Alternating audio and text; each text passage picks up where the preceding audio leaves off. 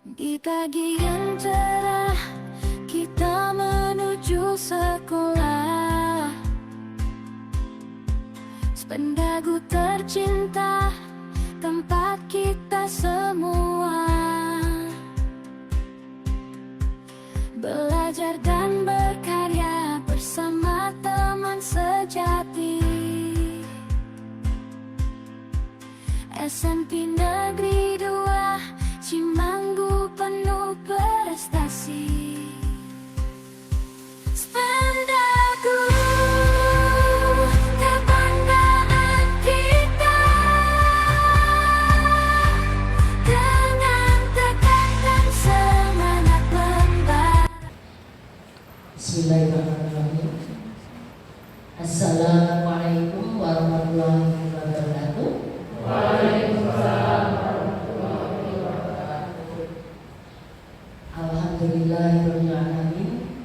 Segala puji bagi Allah Subhanahu wa taala yang senantiasa memberikan rahmat serta hidayahnya kepada kita, nikmat sehat, nikmat cepat, di mana hari ini pun kita masih diberi kesempatan untuk berkumpul di ruang keterampilan dalam acara presentasi visi misi SMP Negeri 2 Cimanggu. Dan alhamdulillah Bapak Ibu semuanya dalam keadaan sehat. Semoga kegiatan ini dari awal sampai akhir nanti akan berjalan lancar, aman dan sukses. Bapak Ibu yang saya hormati, untuk menyingkat waktu, saya akan langsung menyampaikan memaparkan visi misi SMP Negeri 2 Cimanggu. Namun akan ada dua sesi ya nanti. Yang pertama adalah paparan dari saya. Nanti sesi yang kedua adalah kita akan berdiskusi.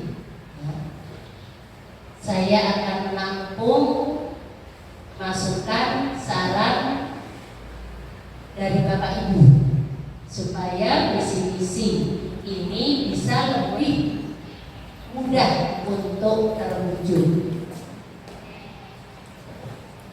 Langsung saja Bapak Ibu, saya sampaikan tentang visi misi SMP Negeri 2 Cimanggu.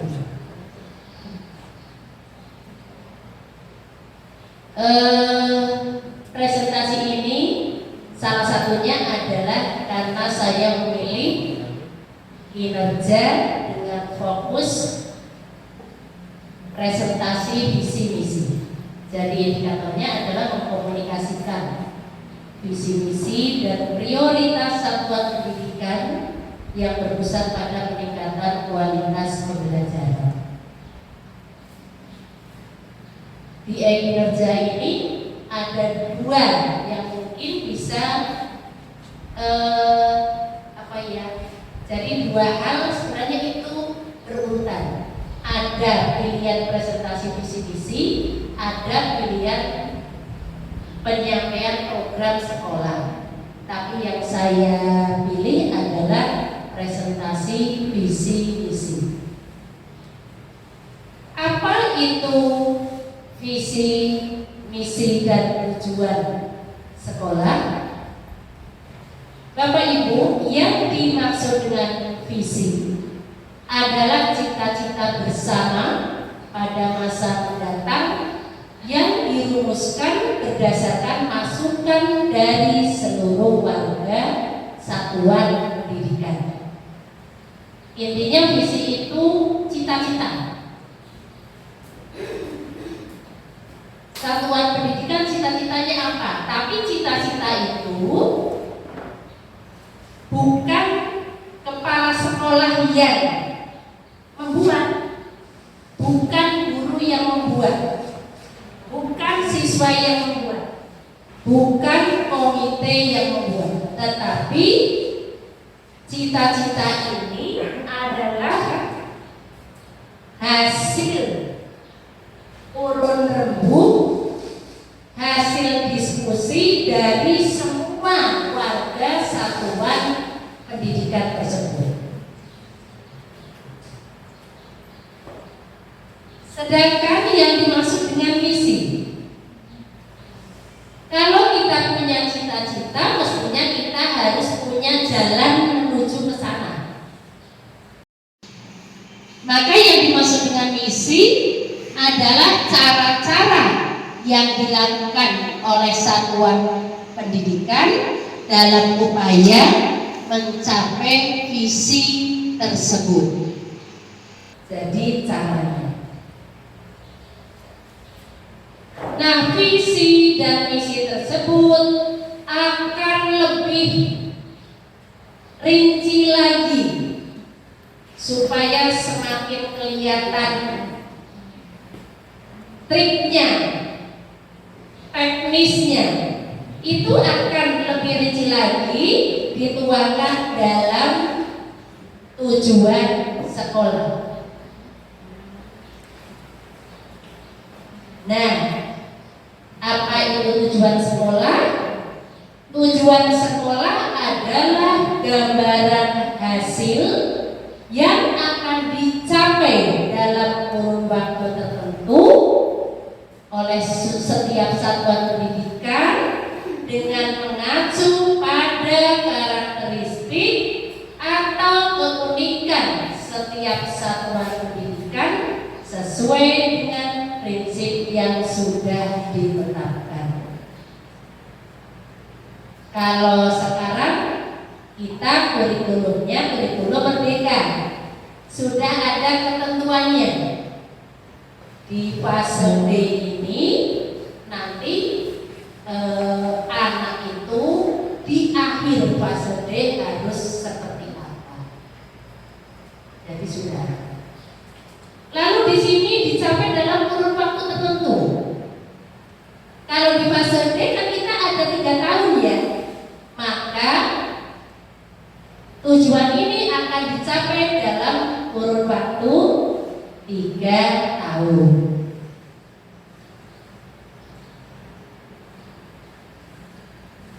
Itu pengertian visi, misi, dan tujuannya. Nah, sekolah dalam rangka pencapaian visi tersebut, visi yang dimiliki, maka sekolah perlu harus melaksanakan membuat pengorganisasian pembelajaran. Karena visi itu akan dicapai melalui pembelajaran yang diberikan pada siswa. Nah, karena kita sedang dalam rangka menggunakan kurikulum merdeka, maka pengorganisasian pembelajarannya ada 3. Di sekolah kita ada kegiatan intrakurikuler, ada kegiatan kokurikuler atau P5, lalu ekstrakurikuler. Apa itu intrakurikuler? Bapak Ibu, intrakurikuler itu pembelajaran yang berisi muatan mata pelajaran dan muatan tambahan lainnya jika ada, contohnya mulok. Jadi yang biasa Bapak Ibu kebanyakan dilaksanakan di dalam kelas. Padahal sebenarnya tidak harus selalu di dalam kelas. Nah, kalau kokurikuler dalam kurikulum merdeka adalah P5, adalah kegiatan di sekolah dalam rangka memberikan kegiatan untuk menguatkan profil pelajar Pancasila. Bapak Ibu masih ingat lagunya? Siswa hafal, berarti Bapak Ibu hafal ya? Hafal? Iya. Apa saja? Profil pelajar Pancasila. Lagunya gimana? Pancasila beriman dan bertakwa,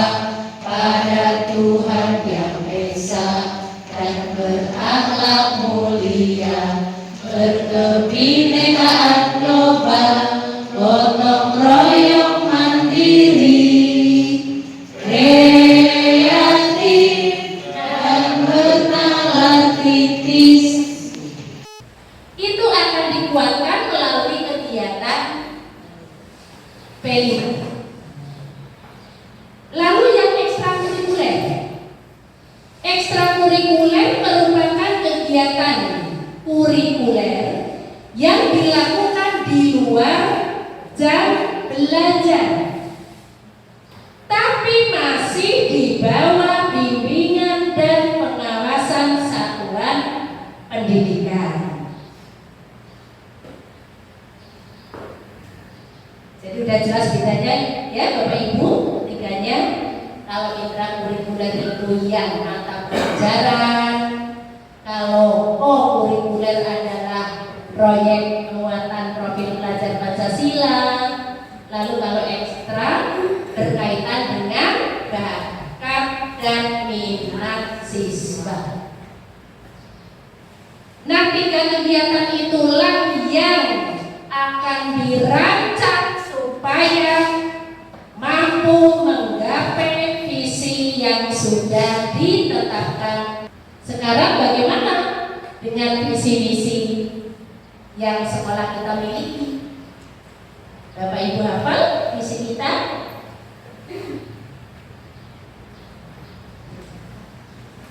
Untuk sekarang gampang ya, untuk visi itu setiap sekolah kan, kalau visi sekolah itu harus sinkron dengan tujuan pendidikan nasional, lalu sinkron dengan kurikulum yang sedang digunakan.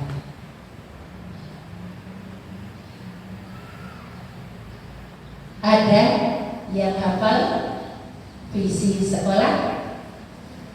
Oh iya, Bu Siti silakan. Mohon maaf kalau salah.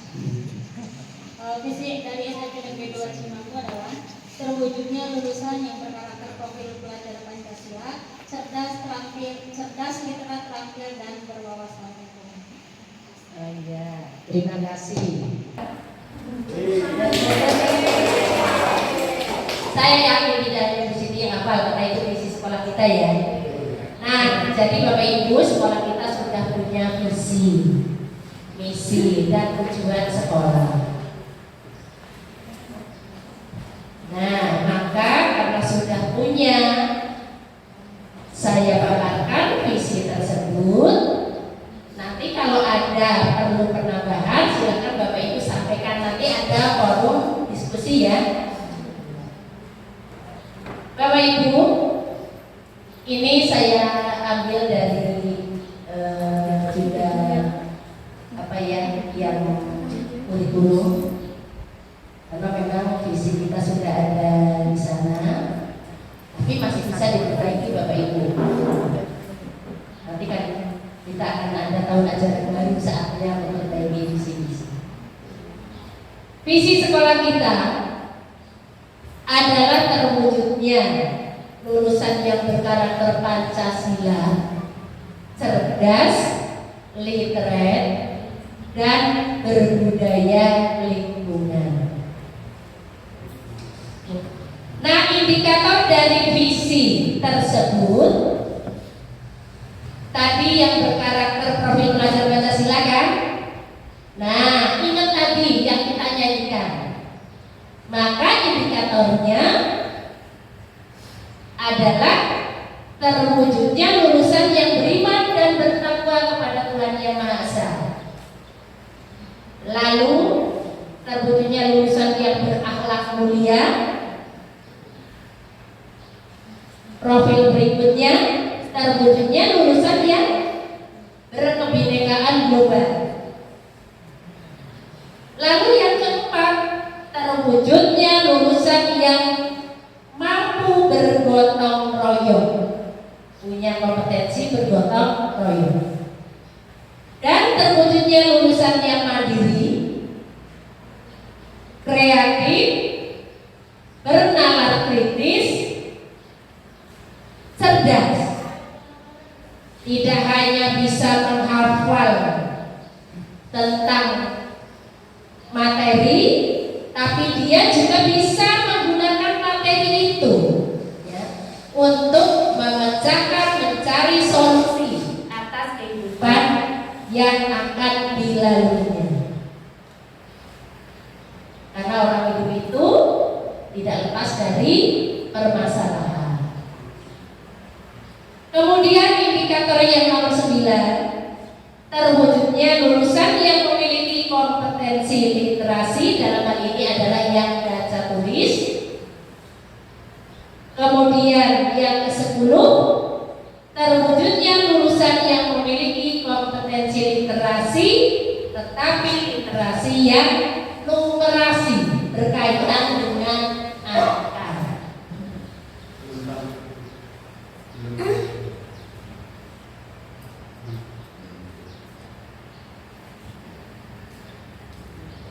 Ya, nanti saya butuhkan ya ini.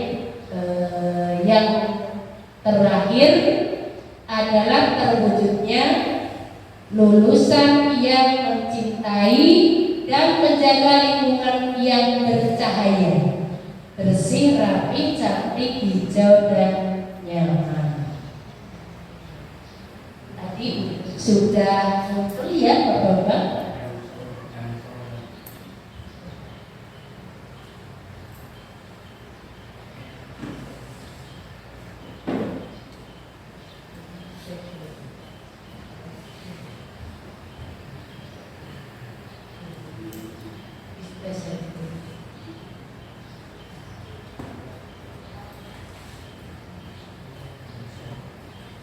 Setiap mau menanyakan harus display ya.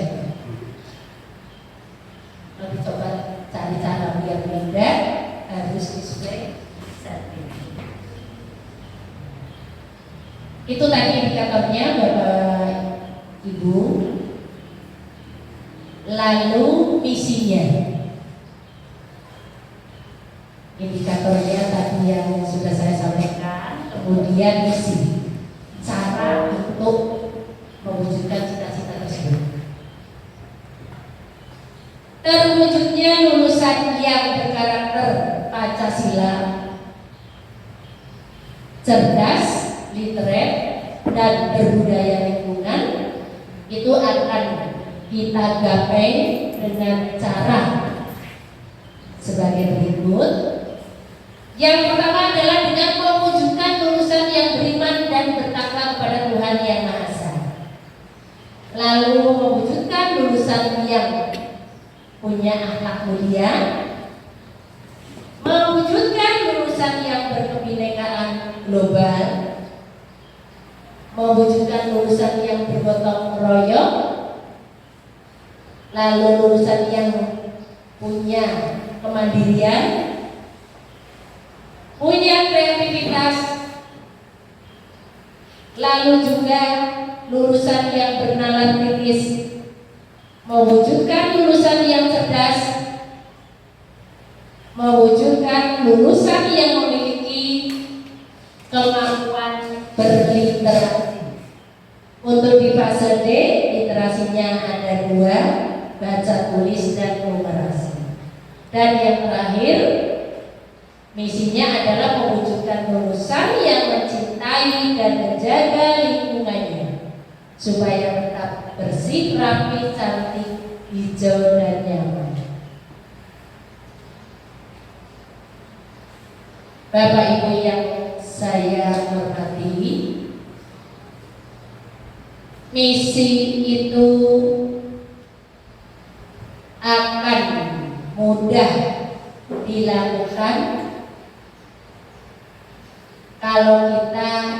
kalau satuan pendidikan, dalam hal ini adalah SMP Negeri 2 Cimanggu, membuat pengorganisasian pembelajaran yang matang, bukan sekedar membuat jadwal, tetapi benar-benar sudah dipertimbangkan berdasarkan karakteristik dan kebutuhan siswa. Nah, apa saja pengorganisasian pembelajaran yang tadi sudah disebutkan 3, ada intrakurikuler, kokurikuler, dan ekstrakurikuler. Nah, apa saja yang akan diterapkan pada 3 hal itu? Sekalian kita bahas tentang tujuan sekolahnya, karena ada di sini. Tujuan sekolah kita kita berada di fase D dan kita sedang menggunakan kurikulum merdeka. Maka tujuan sekolahnya disinkronkan dengan kurikulum yang berlaku. Tujuan sekolah yang pertama adalah bahwa pada akhir fase D, peserta didik SMP Negeri 2 Cimangu memiliki sikap dan perilaku mencintai Tuhan Yang Maha Esa, memahami kehadiran Tuhan Yang Maha Esa dalam kehidupan sehari-hari, memahami ajaran agama, melaksanakan ibadah secara rutin dan mandiri sesuai dengan tuntunan agama dan kepercayaan. Kalau dalam SKL-nya, maka profil Pancasila ini ada di pasal 7 poin A. Makanya di situ ada angka 7A. Nanti Bapak Ibu bisa membuka SKL ya, dibaca supaya Bapak Ibu juga langsung melihat dari sumbernya. Nah, tujuan sekolah ini itu akan kita capai, kita raih melalui implementasi kegiatan intrakurikuler, kegiatan kokurikuler dan ekstrakurikuler. Dan ada satu lagi yang ada di sekolah bisa membantu mencapai misi tersebut, yaitu kegiatan pembiasaan. Nah, ini malah sesuatu yang benar-benar akan siswa lakukan setiap harinya. Keberimanan, ketakwaan pada Tuhan Yang Maha Esa,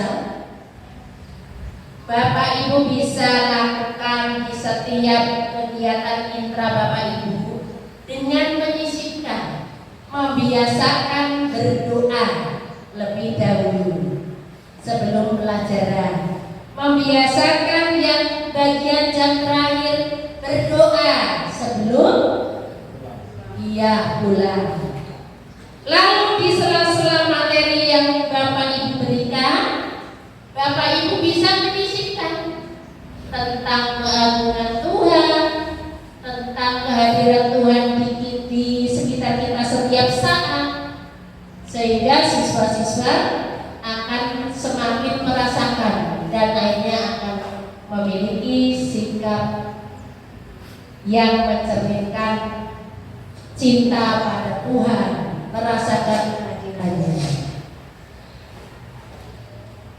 Selain itu, di kegiatan kokurikuler P5 Bapak Ibu juga bisa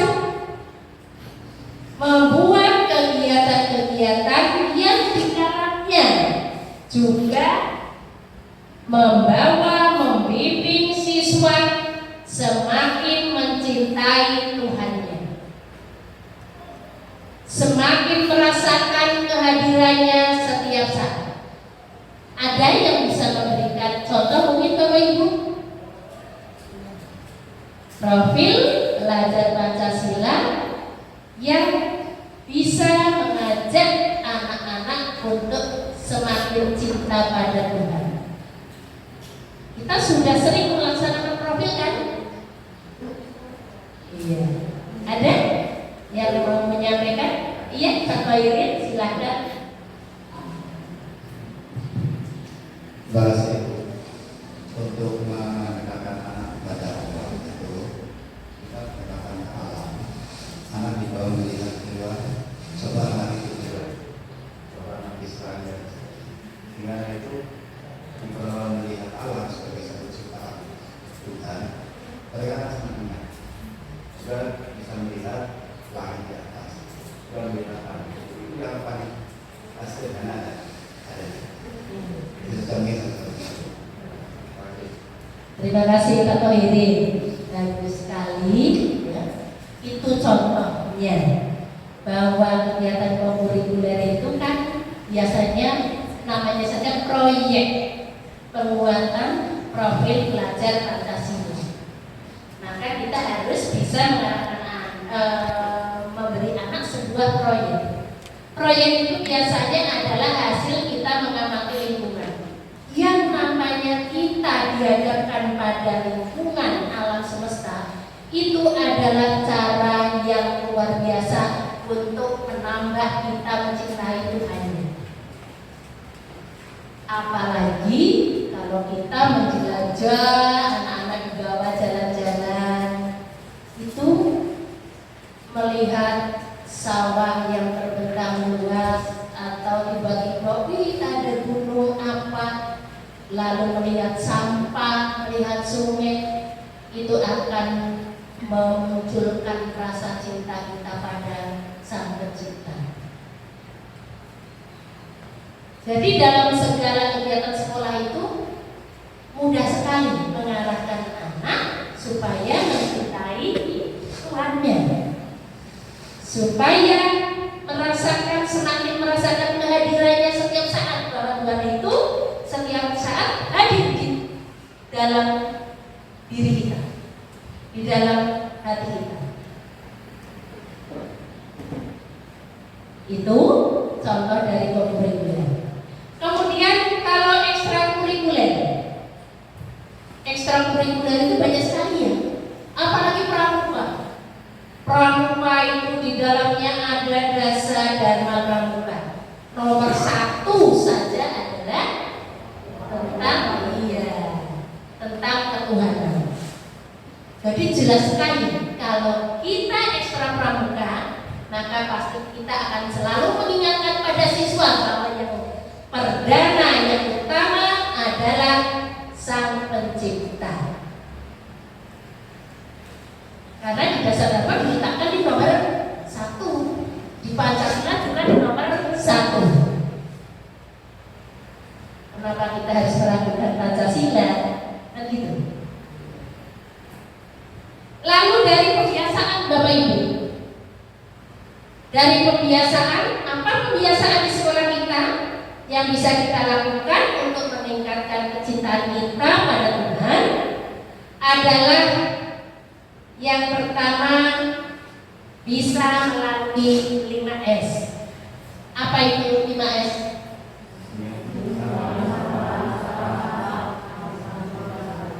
Iya, hafal ya. Sudah setiap hari. Iya. 5S. Dengan kita menyambut anak mencium tangan Bapak Ibu, di sela-sela itu Bapak Ibu bisa sambil bercerita, iya, tentang adab pada Tuhan, adab pada orang tua, pada guru dan sebagainya. Melihat anak ada yang nyeleneh, ingatkan. Ya. Apalagi anak yang nyelenehnya itu sudah ke arah lari dari kecintaan pada Tuhan Yang Maha Esa. Saya sering melihat Bu Enda, kalau ada anak itu langsung tegur gitu, diingatkan, perlu diingatkan. Kemudian juga kebiasaan yang lain yang sudah biasa kita laksanakan dan itu bisa ditingkatkan setiap harinya, yaitu kegiatan religi pagi hari. Ada tausiah, ada sholawat, kemudian ada belajar hafalan, ya, surat pendek ya. Nanti bisa ditingkatkan ke surat Fajar. Ada apa namanya, sholat berjamaah, sholat zuhur, dan kalau pagi sholat duha. Sudah berjalan kan Bapak Ibu? Lalu tausiahnya juga sudah berjalan? Iya. Mohon itu semua bisa dikembangkan. Nanti kita diskusikan lagi di bagian forum diskusi apa-apa yang perlu ditambahkan atau mungkin kalau merasa berat dikurangi. Mudah-mudahan nggak ada yang berat. Masa dikurangi? Akan lebih baik kalau ditambah. Lalu yang kedua, tadi indikatornya. Yang kedua adalah tentang akhlak mulia. Terwujudnya lulusan yang berakhlak mulia. Ini biasanya ada kaitannya ya. Kalau lulusan individu siswa, dia punya keimanan pada Tuhan, maka dia akan takut untuk berperilaku menyimpang dari ajaran agamanya. Maka bagaimana kita menggapai itu hampir sama melalui implementasi 3 kegiatan sekolah ditambah dengan pembiasaan. Nah, untuk akhlak mulia kita bisa pada saat ekstrakurikuler kita bisa melalui penguatan budaya positif, yaitu melalui kesepakatan kelas. Kalau kesepakatan kelas banyaknya kan seperti itu ya. Yang ada di kelas Bapak Ibu itu dilarang mencontek. Ya, kebanyakan larang. Ya. Kesepakatan kelas nanti semakin semakin direvisi supaya isinya tidak hanya larangan, tidak hanya yang negatif, tetapi lebih banyak yang positif. Iya, misalnya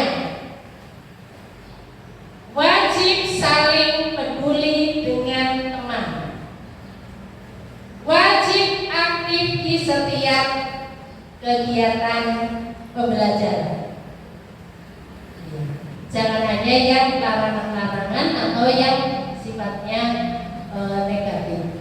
Penguatan budaya positif. Jadi kita itu diharapkan selalu mengingatkan yang positif.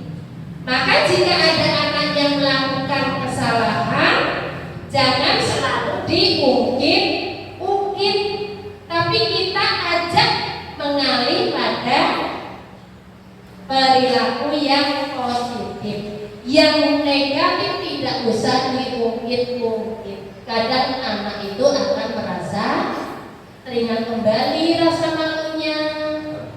Iya, ya, gitu. Lalu pembiasaan apa saja yang bisa untuk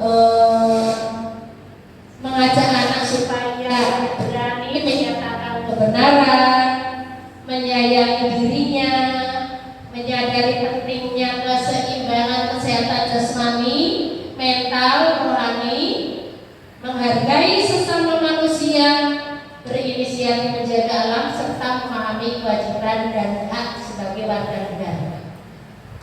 Banyak sekali ya. Iya. Tapi itu semua bisa kita gapai, Bapak Ibu. Nah, untuk pembiasaannya melalui upacara hari Senin ada amanat pembina upacara, bisa diisikan di sana. Keseimbangan jasmani rohani, olahraga bersama. Tidak hanya rohaninya saja. Kalau orang memikirkan rohaninya saja, fisiknya jadi lemah gimana? Nah, maka harus ada olahraga bersama. Ada kebersihan pagi. Anak-anak diajari tiket pagi kan? Ada daftar tiket kelas, sehingga anak akan paham kewajiban dan haknya. Oh, saya punya kewajiban tiket setiap hari ini.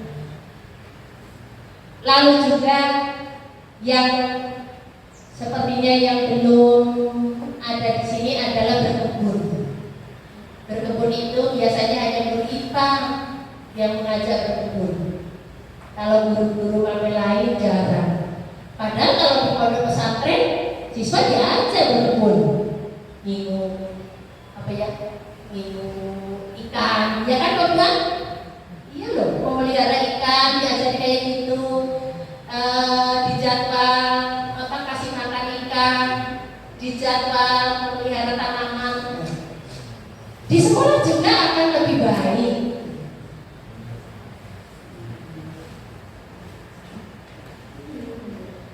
Menginjak pada yang ketiga, tadi kecintaan alam mulia, ya. Sudah. Lalu yang ketiga, tiga itu apa? Berkebinekaan global, ya. Profil pelajar Pancasilanya. Nah di sini pada akhir fase D diharapkan peserta didik SMP Negeri 2 Cimanggu dapat mengekspresikan dan bangga terhadap identitas diri dan budayanya, menghargai keragaman masyarakat dan budaya nasional, terbiasa melakukan interaksi antar budaya, menolak stereotip dan diskriminasi, serta berpartisipasi aktif untuk menjaga NKRI dari profil berkebinekaan global. Lalu melalui apa? Melalui 3 kegiatan pembelajaran di sekolah, melaksanakan intrakurikuler, kokurikuler, dan ekstra. Intranya bagaimana? Tadi melalui penguatan budaya positif. Kalau belum ada tentang berkebinekaan global, masukkan dalam kesepakatan kelas. Kesepakatan kelas adalah perilaku positif yang sudah menjadi kesepakatan harus dilaksanakan oleh pemilik kelas. Maka saling peduli dengan teman, masukkan ke situ. Nanti anak-anak akan ingat selalu bahwa dia harus peduli dengan temannya. Harus saling menyayangi, masukkan ke dalam kesepakatan kelas. Maka anak akan ingat bahwa mereka harus saling menyayangi, tidak boleh membunuh. Kemudian kalau mau kurikuler, kebinekaan global tadi rinciannya sudah saya bacakan. Bisa melalui apa? Permainan tradisional, identitas diri dan budayanya, ya. Menyayangi permainan tradisional. Dari sebuah permainan tradisional itu banyak sekali maknanya, dan kita sudah sering melaksanakan. Setiap pelita pasti akan disisipkan permainan tradisional. Tujuannya untuk itu. Kemudian dari ekstrakurikuler kita sudah memberikan pilihan berbagai seni. Lalu dalam kebiasaan bisa melalui upacara penyerahan seni, peringatan hari-hari nasional. Untuk apa? Meningkatkan jiwa nasionalis, jiwa korsa. Jadi ingat tentang budaya Indonesia. Maka hari-hari nasional perlu untuk diperingati. Yang keempat, Bapak Ibu, tujuan sekolah yang keempat adalah bahwa pada akhir fase D, peserta didik SMP Negeri 2 Cimanggu dapat menunjukkan perilaku terbiasa peduli berbagi,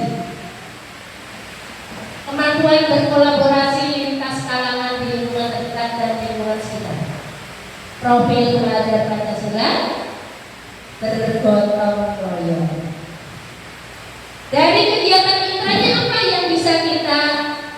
laksanakan? Masih berkutat dengan penguatan budaya positif melalui kesepakatan kelas. Selalu ingatkan tentang indahnya berbagi. Dalam setiap Bapak Ibu mengajar di kelas, sisipkan pentingnya berkolaborasi, bergotong royong. Bagaimana Bapak Ibu bisa mengajarkan gotong royong lewat intrakurikuler? Dengan kegiatan yang berkelompok. Bikin di sela-sela intrakurikuler ada game, ice breaking yang membutuhkan kerjasama, gotong royong. Kalau gotong royongnya jelek, kalah. Kemudian dari P5 kita sudah sering melaksanakan permainan lomba-lomba, bisa dipertahankan. Kalau nanti Bapak Ibu punya ide yang lain, nanti disampaikan. Lalu di pembiasaan ada piket pagi, gotong royong, ada kelas meeting, lalu berbagi, bisa menerapkan infak Jumat. Sudah berjalan, alhamdulillah. Tinggal kita pertahankan atau nanti kita tingkatkan. Saya tunggu ide-idenya Bapak Ibu. Lalu tujuan yang kelima, ada berapa tujuannya? 10. Tujuan yang kelima adalah peserta didik SMP Negeri 2 Cimanggu setelah di akhir fase D itu memiliki sikap dan perilaku terbiasa dia bertanggung jawab atas apa yang dia lakukan, terbiasa melakukan refleksi, berinisiatif, mampu merancang strategi untuk pembelajaran dan pengembangan diri, serta mampu beradaptasi dan menjaga komitmen untuk meraih tujuan. Berarti melatih anak untuk tidak patah semangat, tetap semangat meraih tujuan. Melatih siswa berefleksi, berinisiatif, bertanggung jawab melalui 3 kegiatan tadi ditambah dengan pembiasaan. Intinya dalam kegiatan intrakurikuler Bapak Ibu tidak hanya memberikan materi, tapi juga menyisipkan tentang perilaku positif, tentang profil pelajar Pancasila.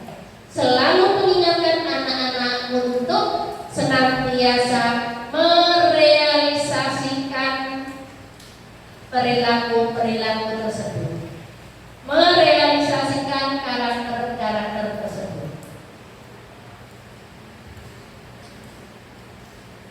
Kemudian kalau dalam kegiatan kurikuler P5, kira-kira perilaku-perilaku tadi, sikap-sikap tadi bisa dilatih dengan apa? Kan kemandirian, bertanggung jawab atas tugasnya. Maka dalam kurikuler jangan hanya kegiatan yang sifatnya kelompok. Kadang ada kegiatan yang individu. Contohnya membuat laporan proyek.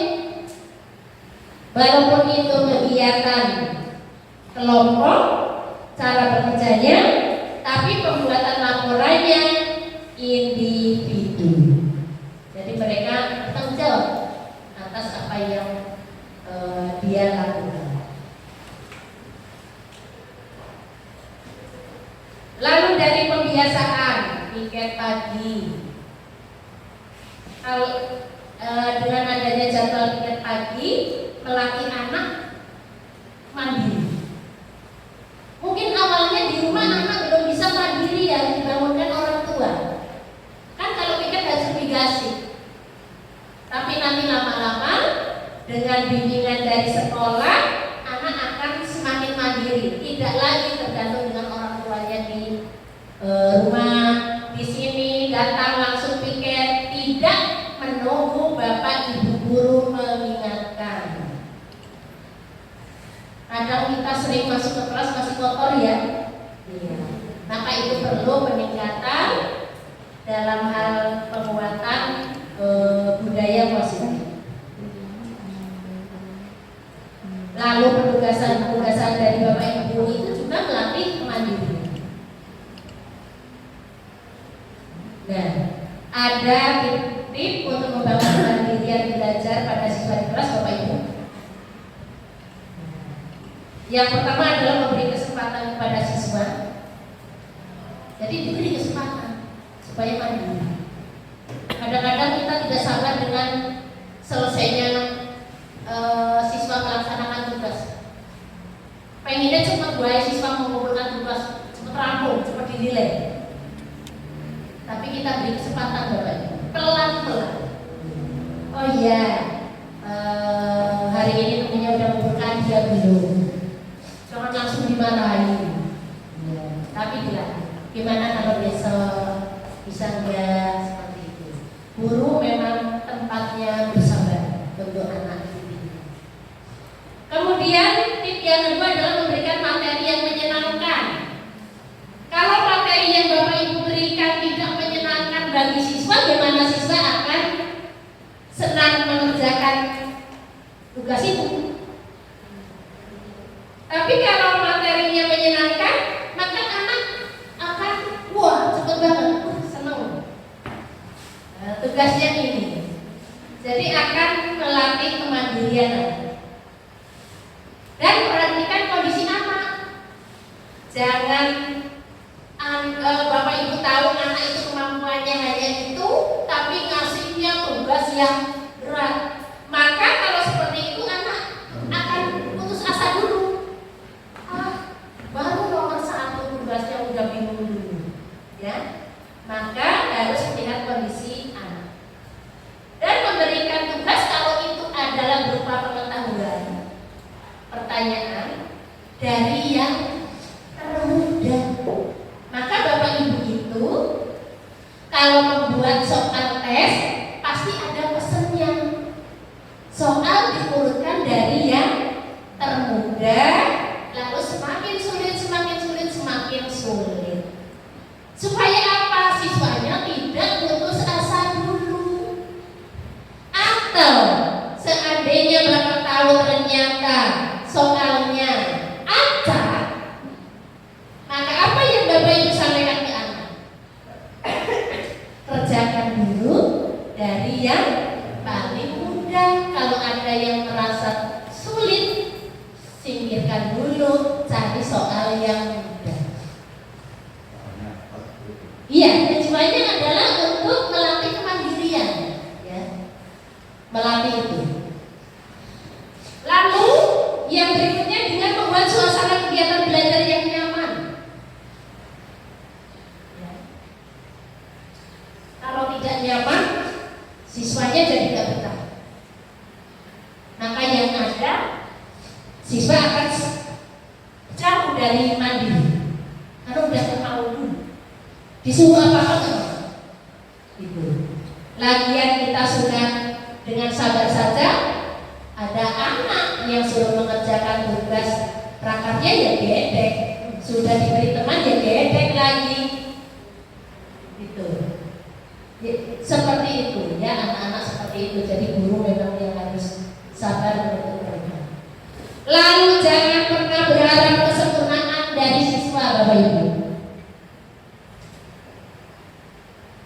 Karena kita saja nggak bisa sempurna. Ya. Jadi apapun hasilnya, yang penting latihlah anak tentang kemandirian. Anak mau mengerjakan sendiri, hasilnya apapun itu bapak ibu terima dengan senyum. Jangan, kamu sih gimana? Mengerjakan suruh kayak gini kok, malah ngerjaannya kayak gini. Bukan dengan cara seperti ini. Senyum dulu dilihat. Apa yang baik terlihat oleh bapak, sampaikan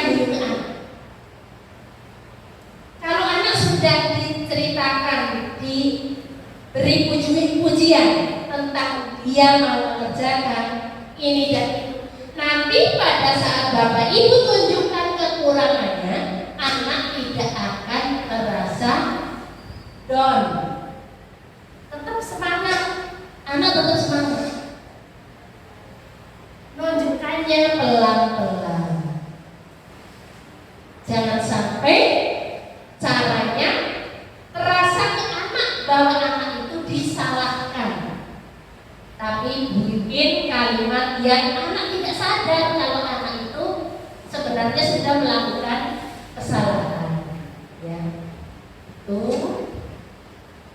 Lalu Bapak Ibu dipanggilkan selalu sampaikan ke orang tua, minta kerjasama dengan orang tua untuk bisa menguatkan karakter Pancasila itu, karena butuh dukungan dari orang tua. Jadi Pak Budiman jangan ditinggal pergi Bapak Ibu. Tempat Bapak Ibu berdoa besar, tempat Bapak Ibu meminta bantuan. Lalu yang berikutnya, tujuan yang keenam adalah pada akhir fase B beserta di SMP Negeri 2 Cimanggu menunjukkan kemampuan mengidentifikasi informasi yang relevan atau masalah yang dihadapi, mampu menganalisis, memprioritaskan informasi yang paling relevan atau alternatif solusi yang paling tepat. Ini adalah jabaran tentang bernalar kritis.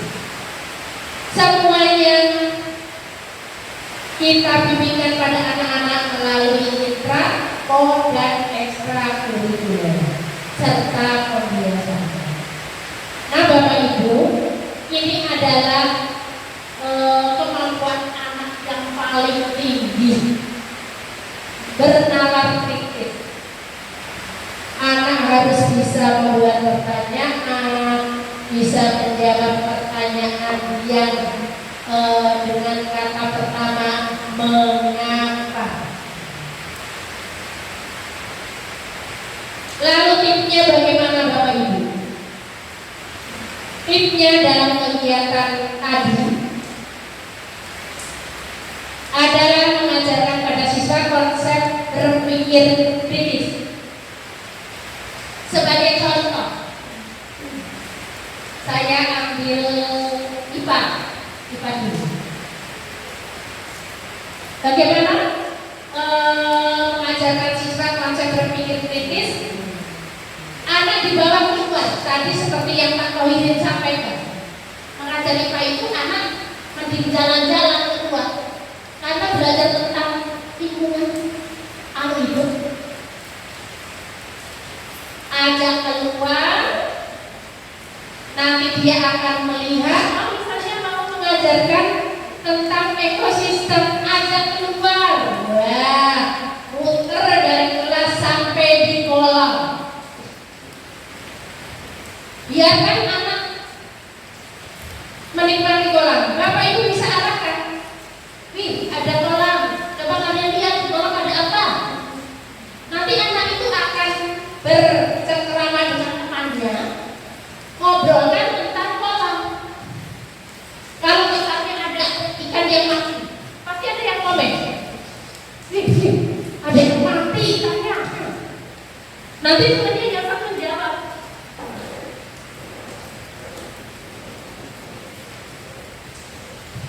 Yang satu jawab, gimana gak mati? Wong, yang makanannya aja gak ada. Misalnya ada anak yang jawab gitu. Ada lagi, gimana gak mati? Ternyata di air itu banyak minyak. Gimana gak mati?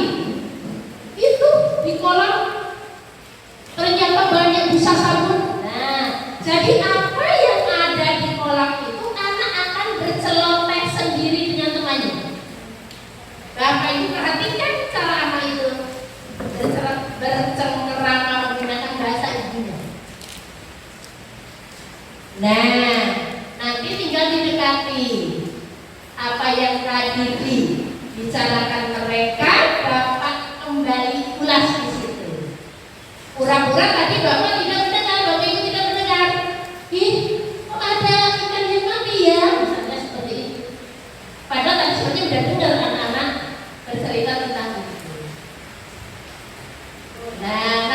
biasanya kalau anak tidak terbiasa berpikir kritis, ditanya lagi, kira-kira kenapa ya kok ikan itu mati? Ada anak yang masih takut, padahal tadi waktu bilang temennya, wah pinter banget. Tapi begitu ditanya, ada pertanyaan dari gurunya, dia Bapak Ibu Gali, tadi kayaknya Bapak dengar ada yang bilang ini, oh nggak berani menyampaikan, kan kayak gitu. Jadi lakukan dengan melihat lingkungan.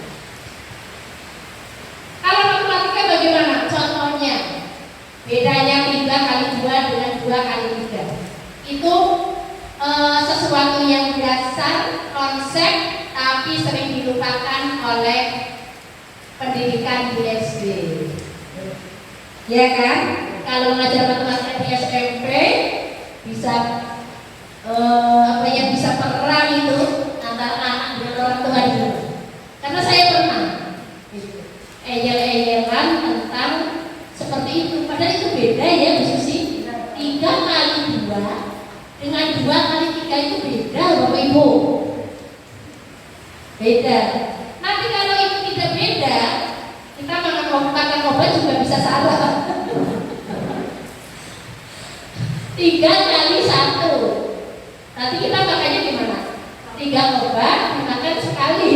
Kalau tidak tahu konsepnya, ya.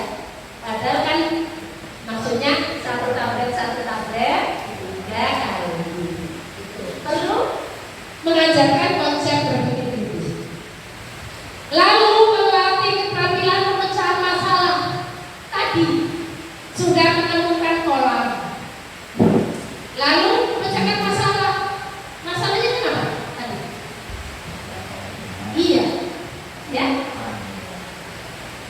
Ikannya pada mati.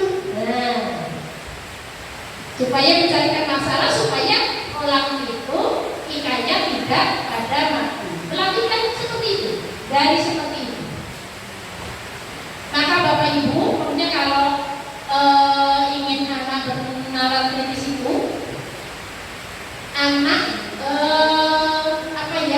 suruh jawab pertanyaan dan suruh mengajukan pertanyaan.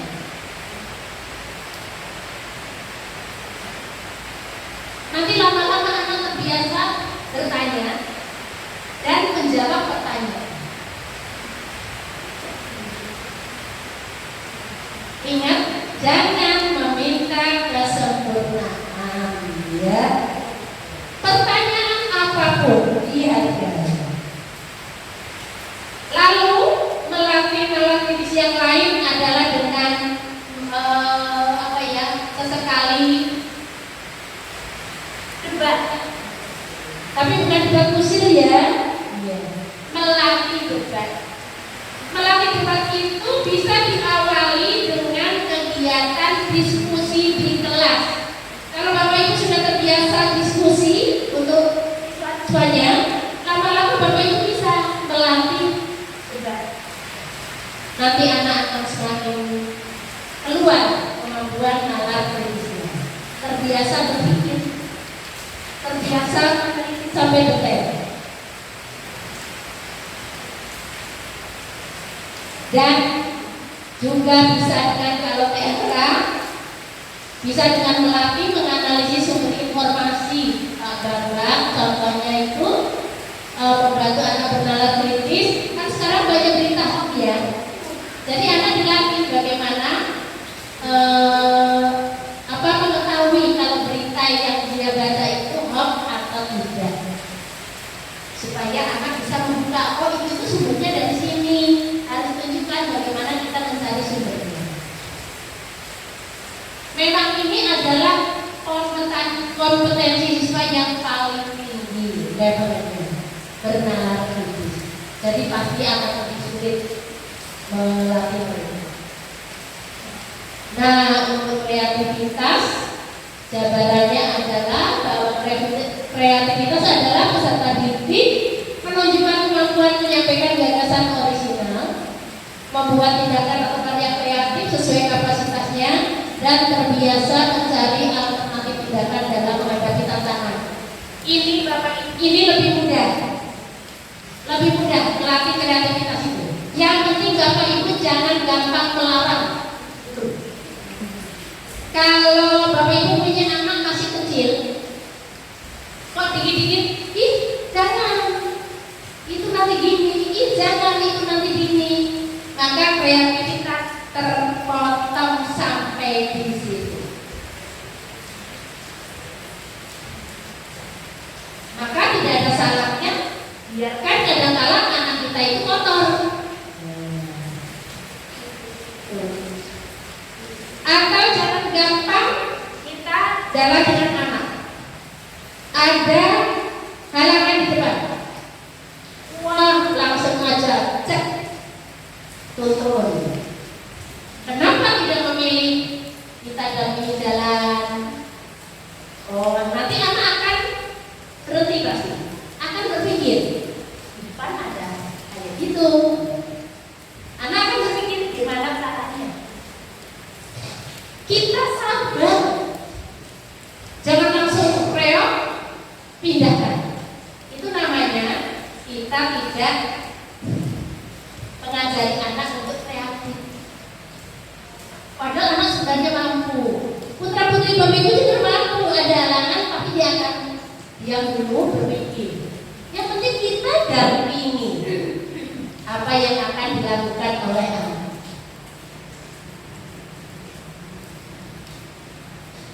Maka ada beberapa tips untuk mengajarkan tentang kreativitas. Latih berbicara, diskusi kelompok, karena dia akan dapat kolaborasi dari temannya, akan semakin jalan otaknya karena terbantu oleh teman-temannya.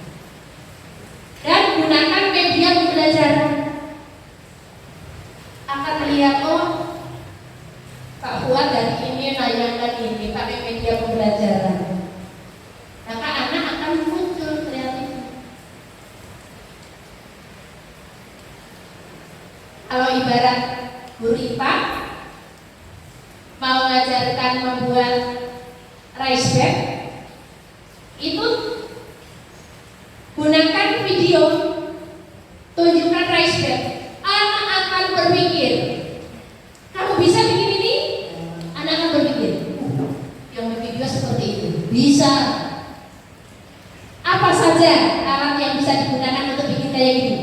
Anak-anak akan jawab, ada hebel, ada kayu, ada batu bata, dan sebagainya. Anak akan kreatif, lalu suruh bikin.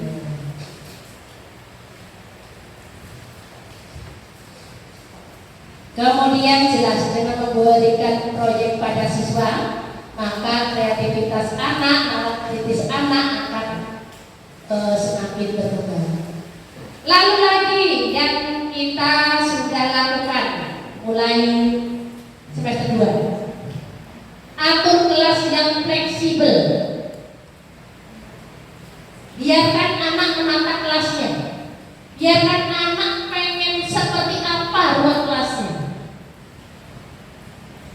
Jangan Bapak Ibu paksa harus menghadap ke meja guru semua. Biarkan, beri kesempatan mereka. Apa yang mereka inginkan dari kelasnya seperti apa. Nanti anak akan semakin kreatif.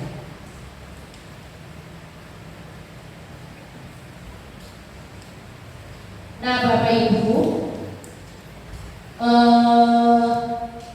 kegiatan profil pelajar Pancasila dari apa yang sudah saya sampaikan akan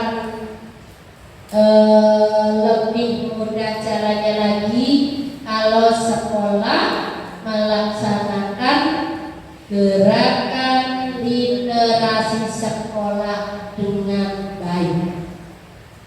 Karena literasi itu membaca. Semua ilmu pengetahuan ada dibacakan.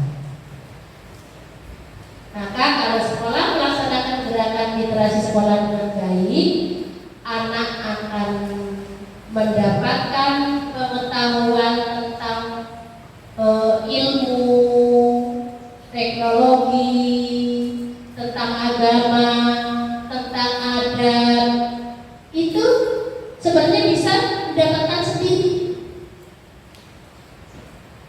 Bapak Ibu tinggal mengarahkan di mana bisa membaca itu.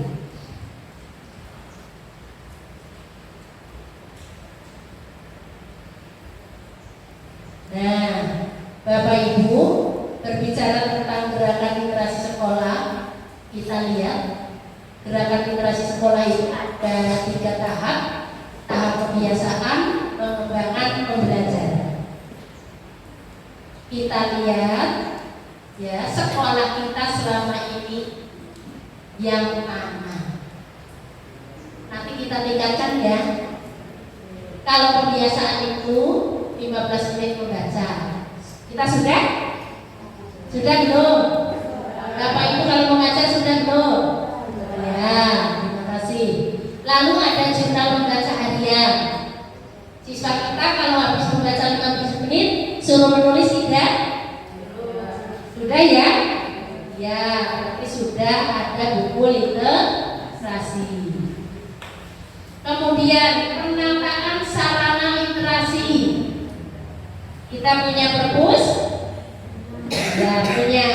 Kalau di kelas sudah ada rak untuk menyimpan buku? Ada. Ada kelas yang sudah ada bukunya? Ada. Tapi ada yang belum ya? Oh ya. Nanti yang belum tinggal dilengkapi. Ya. Tidak harus buku baru Bapak Ibu. Ya, buku bekas itu kalau saya lihat di Shopee juga ada. Jadi nanti kita bisa melengkapi buku di kelas dari buku-buku bekas tapi yang bermanfaat. Kemudian menciptakan lingkungan kaya teks. Sekolah kita sudah belum? Sudah, banyak sekali dinding-dinding yang berisi motivasi ya. Ya, sekolah kita sudah. Memilih buku bacaan. Di perpus bukunya sudah banyak. Kalau Bapak Ibu lihat mereka sudah bisa memilih ya apa yang mereka inginkan. Iya. Maka sekolah pun setiap membeli pasti juga memilih, karena supaya buku yang disediakan sesuai dengan tarafnya. Karena jangan-jangan ada bacaan yang untuk orang dewasa. Ya, sekolah itu harus selektif dalam memilih pembeli buku. Pembiasaan kita sudah ya. Pembiasaan kita sudah. Nah, sekarang kalau menginjak ke pengembangan, 15 menit membaca sudah. Jam membaca mandiri untuk kegiatan kurikuler. Kurikuler berarti P5. Ada kegiatan jam membaca mandiri belum? P5-nya ada. Siswa ada memberi memberi waktu anak untuk membaca ya P5. Oh iya. Kemudian menanggapi bacaan secara lisan dan tulisan, kita sudah belum? Secara global ya. Setiap pagi kalau jam literasi ada anak yang diberi kesempatan untuk maju menceritakan bukunya, itu nanti lebih digalakkan lagi. Kemudian penilaian non akademik. Sudah pernah belum ya menilai, misalnya kita mau mencari buta literasi? Belum. Jadi catatan ya Bapak Ibu. Nanti kita adakan pemanfaatan berbagai grafik organizer untuk portofolio membaca. Kita juga belum bikin ya.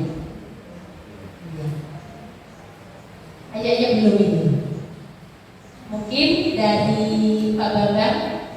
Tapi anak-anak juga udah pintar loh ya bikin apa namanya slogan-slogan apa ya namanya apa yang sudah dibaca itu bisa ini kan untuk siswa. Kayak orang itu mau apa didokumentasikan, tapi dalam bentuk apa ya kalau di IT namanya Pak Bambang grafik. Ya, kalau yang perpus sudah ada grafiknya belum? Pengunjung dan sebagainya Bu Bibi. Oh sudah. Berarti kalau pengunjung perpus sudah ya. Berarti tinggal siswanya. Artinya siswanya nanti mungkin bisa dilatih bahwa apa yang sudah dia baca dari pertama sampai akhir itu bisa bisa dibuat grafiknya dan bisa didokumentasikan. Anak senang loh ya. Saya ternyata sudah membaca ini. Jadi ada portofolio membaca anak-anak kuliah. Pengembangan lingkungan fisik, sosial, dan afektif. Untuk pengembangan lingkungan membaca, kita baru punya perpustakaan dan sedikit rak buku yang di kelas-kelas. Mungkin nanti bisa ada ide dari Bapak Ibu kira-kira gimana caranya mengadakan pojok baca. Bisa kasih pandangan mungkin baiknya di sana. Nah, kalau di bagian pengembangan saja kita semuanya, maka kita perlu meningkatkan diri. Gerakan literasi sekolahnya adalah di tahap pengembangan. Karena di pengembangan ternyata kita belum semuanya, ada yang belum. Kalau pembiasaan kita sudah semua. Jadi mari kita tingkatkan ke tahap pengembangan. Nah, gerakan literasi sekolah ini sekaligus adalah membimbing anak-anak kita untuk tujuan sekolah yang ke-8, yaitu memiliki kompetensi literasi baca tulis, punya kemampuan menyampaikan gagasan tadi, menggunakan karya kreatif, dan juga kompetensi numerasi. PR buat guru matematika mungkin membantu bagaimana mengembangkan kompetensi numerasi, karena guru-guru yang lain butuh bantuan. Kamu kan suruh pikir gimana ya mengembangkan numerasi, bingung kalau nggak dibantu oleh guru matematika. Ya. Sebagai contoh Bapak Ibu, kompetensi numerasi. Kalau kegiatan di kelas, misalnya Bapak Ibu menambah dengan game, dengan fisis yang berkaitan dengan angka. Kemudian kalau P5 sudah sering kewirausahaan, sering dilatih berjualan, sehingga anak menghitung, oh kamu beli 5, beli sosis 5 ditambah beli lemper 3 berapa? Ya harus bayar. Kalau besok ditingkatkan, kalau biasanya yang belajar menghitung hanya menjualnya, besok ditingkatkan P5-nya, kewirausahaannya juga ada. Iya, yang beli juga disuruh menghitung. Lalu untuk UKS contohnya, lengkapi dengan perhitungan tinggi badan dan berat badan ideal. Tapi dengan rumus Budiana ini, dengan rumus Budi. Ya, jadi nanti ada timbangan, anak timbang sendiri dengan gambar yang lucu, diletakkan di luar saja boleh. Ini badan ideal harus seperti ini. Nanti anak akan mengukur beratnya, lalu mengukur tingginya, beli ukuran tinggi. Lalu anak menghitung sendiri gitu loh. Oh berarti saya harusnya kalau tingginya sekian berarti harus sekian.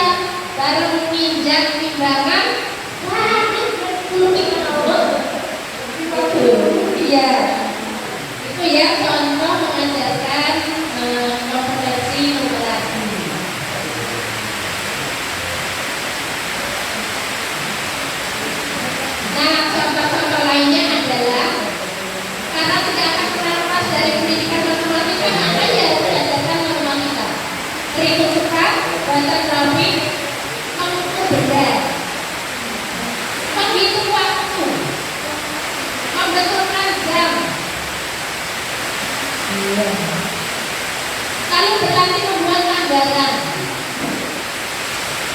Kalau kamu pena, kalau punya usahaan, nanti bikin anggaran.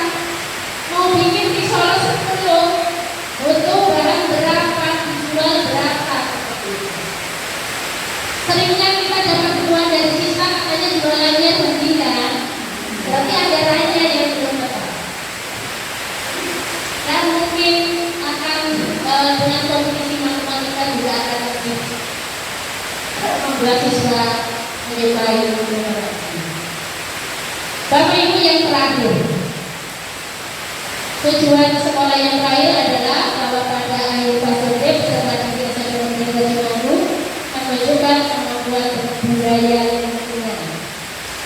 Mereka mencintai dan menjaga lingkungan agar bersih, rapi, cantik, hijau, dan nyaman, serta aman juga.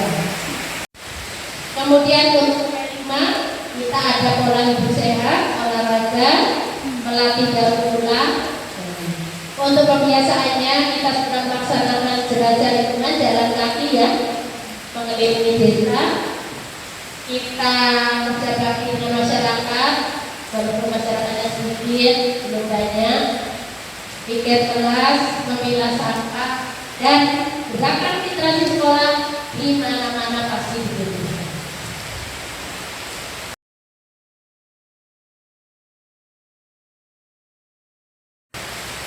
Itu Bapak Ibu yang bisa saya paparkan tentang visi misi dan tujuan sekolah serta bagaimana rencana sekolah untuk bisa sampai meraih mimpi kita, cita-cita sekolah kita.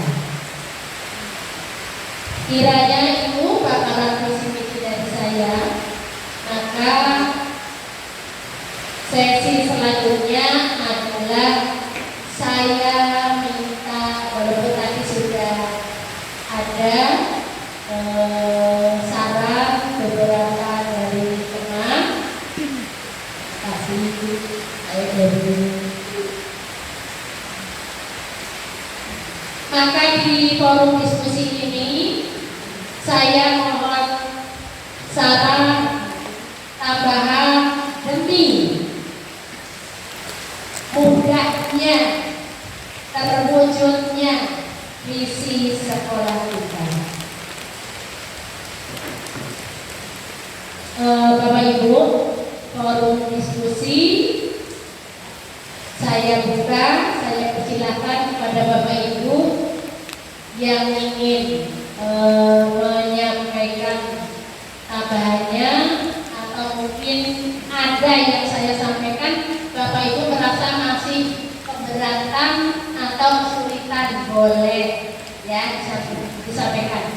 Ini forum diskusi, nanti akan dibantu oleh teman-teman yang lain.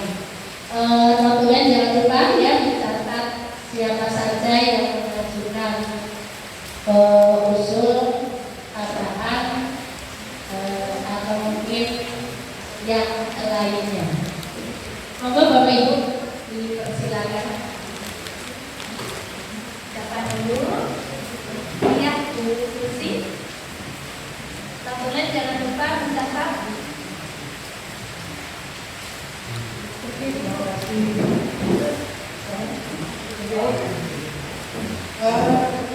Tadi yang paparan itu sudah banyak, tapi tadi yang ingin saya tambahkan, yang pertama untuk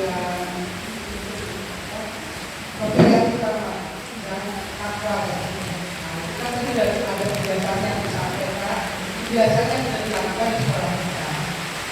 Ada baiknya tadi yang misalnya bisa itu bisa diberikan kita punya selain dokumen yang bisa menyampaikan untuk kelas selanjutnya nanti adik-adiknya bisa tahu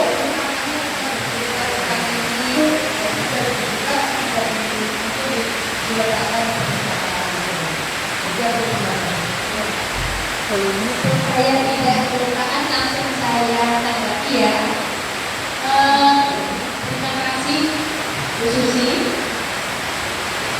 Ya, memang kita sudah ya melaksanakan untuk cerita inspirasi kayak kisah Nabi atau apa, kepala kita sudah ada, cuma memang belum dibuka.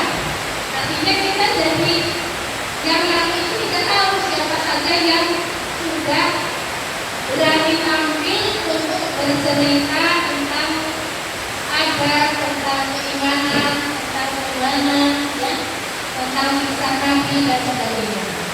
Ini usulan yang bagus untuk semuanya saja ingat-ingat ya. Dengan cara itu menambah satu poin lagi. Kita bisa melakukan pemilihan kayak misalnya duta literasi atau juara cerita inspiratif dengan melihat data. Karena kalau di buku kan ada data.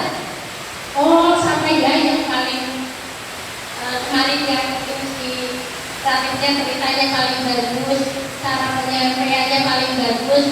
Dan kalau seperti itu berarti nanti tidak hanya ininya ya Bu ya, tidak hanya ceritanya saja, ada cerita dia siapa yang menyampaikan, lalu ada fotonya, itu ya. Ya. Itu nanti akan saya anggarkan Bapak Ibu ya. Saya anggarkan tersendiri karena itu sangat bagus. Nanti akan ada anggaran tersendiri untuk kegiatan ini cerita inspiratif ya, gerakan literasi kita. Nanti kita bisa mendapatkan juaranya. Kita punya buku yang nanti akan disimpan di perpus. Yang lainnya di mana, setuju nggak? Oh iya, oke. Teman-teman jangan lupa dicatat. Nanti untuk ya masukkan, kebetulan mau ganti tahun ajaran ya. Kemudian yang lainnya ada lagi ya Bu Siti. Terima kasih. Assalamualaikum warahmatullahi wabarakatuh. Yang pertama saya ingin mengapresiasi dulu kepada Ibu karena luar biasa penampilan saya dan penampilan kami sehingga kami sebagai peserta yang biasa itu bisa bersemangat. Yang kedua terkait visi, tadi visi sekolah kita sudah sangat bagus menurut saya, keinginan kepada seluruh kurikulum mereka. Yang pertama itu kemudian lulusan yang kita akan melihat visi ini kan tadi adalah cita-cita dan impian ya Bapak Ibu. Otomatis impian atau cita-cita ini tidak hanya kita sebagai guru yang memimpikan atau mencita-citakan terhadap murid kita atau kemajuan sekolah kita ke depannya itu lebih baik. Tentunya cita-cita ini juga menjadi cita-cita dari orang tua atau wali murid. Kebetulan kita di akhir tahun pelajaran, bagaimana kalau seandainya kita juga mengadakan survei lingkungan belajar terhadap wali murid. Dari hasil survei lingkungan belajar dari wali murid itu nanti kita jadikan refleksi bersama untuk mengembangkan sekolah kita ke depannya untuk mewujudkan visi sekolah. Terima kasih. Wassalamualaikum warahmatullahi wabarakatuh. Waalaikumsalam warahmatullahi wabarakatuh. Ya, terima kasih Bu Siti atas pujiannya. Lalu untuk sarannya, terima kasih sekali. Memang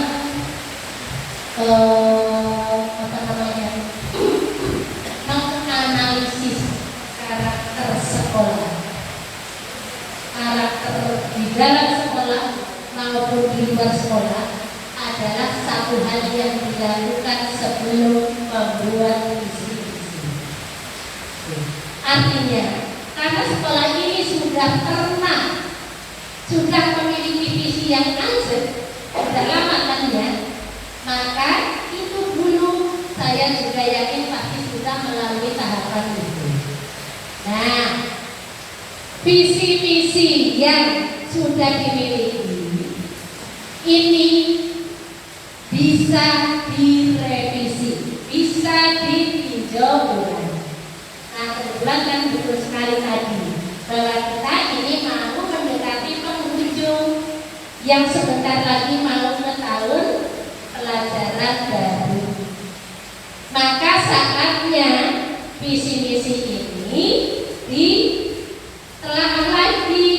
video lagi. Sangat bagus kalau tadi kita mencari survei lingkungan dari wali murid. Maka mencari survei lingkungan dari wali murid itu tidak harus selalu mendatangkan wali murid, bisa dengan banyak cara. Bisa dengan mendatangkan sebagian wali murid, bisa untuk keseluruhan wali murid adalah dengan melalui Google Form atau angket. Ya, jadi nanti untuk ke tahun ajaran yang akan datang kita memang lebih baik kalau kita melakukan survei ulang. Kemungkinan kan lingkungannya sudah berubah antara tahun lalu dengan yang sekarang. Tujuannya untuk apa? Supaya meninjau ulang, supaya bisa sinkron dengan visi misi yang akan kita gunakan, akan kita capai. Kalau sekiranya visi misi yang sekarang nanti untuk ke depan sudah ada yang tidak cocok atau ada kekurangan, bisa kita tambahkan. Gitu ya. Ya. Maka karena ini ada usulan yang bagus, kemudian jangan lupa jangan sampai rival kita dicatat, ya. Nanti kita akan laksanakan untuk perbaikan visi misi ke depan. Gitu ya. Siap? Karena mengadakan survei lingkungan ke orang tua itu membutuhkan kerjasama. Harus ada yang membuat angket, ada yang membuat Google Form. Apalagi kalau kita punya keinginan mendatangkan mereka, maka akan banyak yang harus kita siapkan. Tanpa dukungan dari Bapak Ibu, saya selaku wakil kepala sekolah nggak akan bisa berjalan. Gimana? Siap meninjau ulang visi misi? Ya. Siap mencari visi misi yang benar-benar sesuai dengan karakteristik sekolah kita ya? Ya. Gitu ya, di sini terima kasih atas usulannya. Bapak Ibu, visi misi merupakan komponen utama dalam kurikulum. Jadi menjadi acuan. Visi misi itu menjadi acuan kita dalam melaksanakan 3 kegiatan pembelajaran tadi. Jadi kita tidak asal ngajar, tidak asal P5, tidak asal ekstra, tapi harus disinkronkan. Kita apa tujuannya? Nah kemudian karena visi ini menjadi cita-cita bersama, maka semua warga sekolah wajib selalu menerapkan nilai-nilai visi di dalam kegiatan intrakurikulernya, di dalam kurikulernya, dan juga ekstrakurikulernya. Poli tidak hanya poli, tapi sebelum memulai ada penanaman nilai-nilai yang akan menuju pada pencapaian visi. Seringnya kita melupakan visi. Seringnya sekolah itu visi misi itu hanya ditempel, jarang dibahas. Oke ya? Iya. Mulai apa ya, tahun lalu sudah ya kita ya. Tahun lalu itu kita sudah membahas visi misi. Maka jangan sampai tahun-tahun kesini berikutnya malah kita melupakan visi misi sekolah. Harus selalu kita ingat tujuan kita ada sekolah itu apa. Tujuan sekolah kita itu apa. Harus selalu ingat. Jadi kalau ngajar itu larinya kita butuh urusan yang A, B, C, D. Nah Bapak Ibu, karena Bu Siti tadi sempat menyampaikan tentang refleksi, jadi itu tadi, yang visi misi harus selalu direfleksi saya ingatkan juga, refleksi itu tidak hanya tentang sekolah yang dilakukan oleh kepala sekolah dan Bapak Ibu. Refleksi juga harus dilakukan oleh siswa. Maka ajarilah siswa untuk bercermin, berefleksi.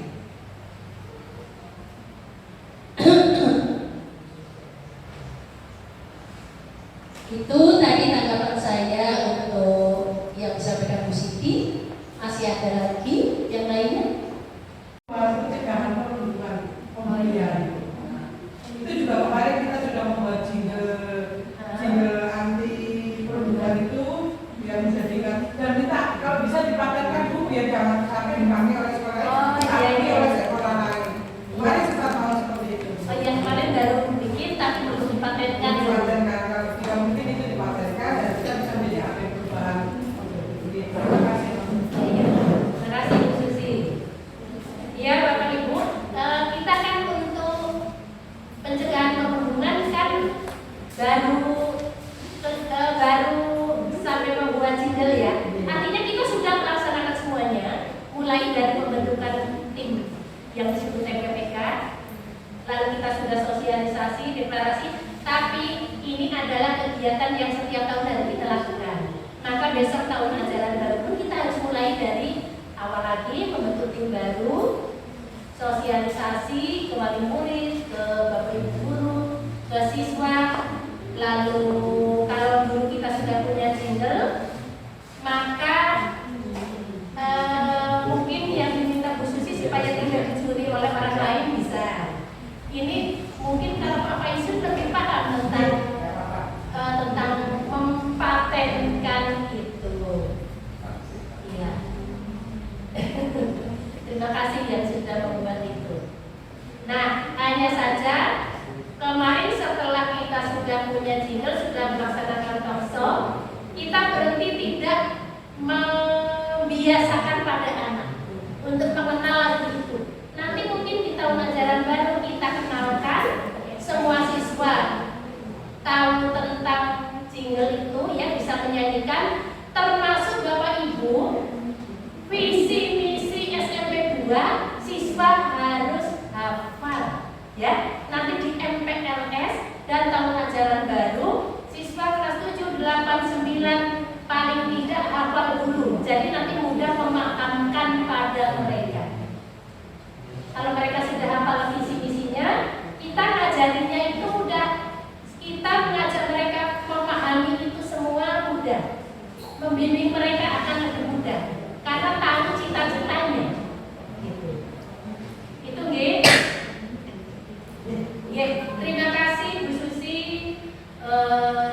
dan semuanya yang sudah bersedia hadir di ruangan ini untuk mendengarkan saya menyampaikan visi misi dan tujuan SMP Negeri 2 Cimanggu. Mohon maaf, sepertinya sudah cukup ya? Ya. Mohon maaf jika dalam penyampaian saya kurang jelas atau kata-katanya terlalu kompleks. Saya sudah berusaha untuk menyampaikan dengan kalimat yang sederhana supaya tidak ada multitafsir. Mohon maaf atas segala kekhilapan saya dalam berkata